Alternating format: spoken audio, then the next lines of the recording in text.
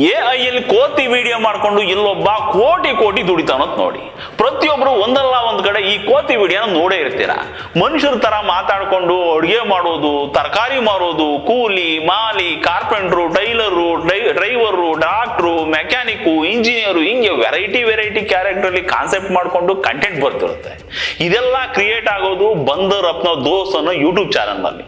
ಜಗತ್ತಲ್ಲಿರೋ 15,000 famous YouTube channel ಇಟ್ಕೊಂಡು ಅದರಲ್ಲಿ number 1 ಯಾವ್ದಪ್ಪ ಅಂತ ನೋಡಿದ್ರೆ ಅದು ಇದೆ ಅಂತೆ, ಬಂದರ್ ಅಪ್ನ ದೋಸ್ತ್.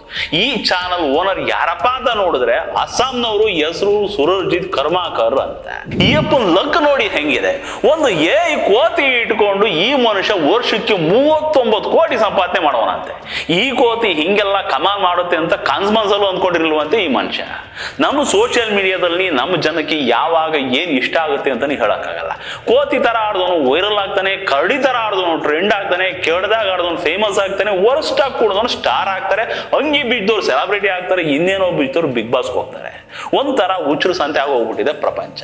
ಟ್ಯಾಲೆಂಟ್ ಇರೋರು ತಲೆ ಕೆರ್ಕೊಂಡು ಕೂತವ್ರೆ, ಅವ್ರನ್ನ ಮೂಸ್ ನೋಡೋರು ಗತಿ ಇಲ್ಲ. ಒಂದು ಸತಿ ಏನಪ್ಪಾ ಅಂತಂದ್ರೆ ಟ್ರೆಂಡಿಂಗು ಪರ್ಮನೆಂಟ್ ಅಲ್ಲ. ಇವತ್ತು ಟ್ರೆಂಡ್ ಆಗಿದ್ದು ನಾಳೆಗೆ ಹಳತಾಗುತ್ತೆ, ನಾಳೆ ಇನ್ನೇನೋ ಹೊಸ ಬರುತ್ತೆ, ನಾಳಿದ್ದಿಗೆ ಅದು ಮರೆತು ಹೋಗುತ್ತೆ. ಜನರಿಗೆ ದಿನ ಹೊಸದೇನೋ ಬೇಕು, ಎಲ್ಲಾ ಬೇಗ ಬೋರ್ ಆಗ್ಬಿಡುತ್ತೆ. ಒಟ್ನಲ್ಲಿ ಹುಚ್ಚುಮುಂಡೆ ಜಾತ್ರೆನಲ್ಲಿ ಗಾಳಿಪಟ ಆರಿಸ್ದೋನೆ ಜಾಣ, ಅದೃಷ್ಟ ಕುಲಾಯಿಸಿದ್ರೆ ಕೋತಿ ಕೂಡ ಕೋಟಿ ದುಡಿಯುತ್ತೆ ಅನ್ನೋದು ಪ್ರೂವ್ ಆಯ್ತು ಅಷ್ಟೇ.